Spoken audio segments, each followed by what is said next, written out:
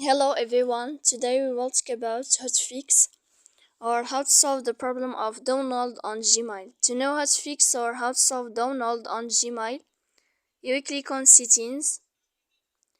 In this page you can click on apps, default apps, app settings. On above you can search about Gmail and you can click. Here you can click on first stop and you can click OK. After that you will enter to storage. Here you can click clear cache. Don't click clear data because that can cause you errors that can delete your account. In the end, you can go to Play Store, you can search about Gmail and you can uninstall your app, then you can install it again.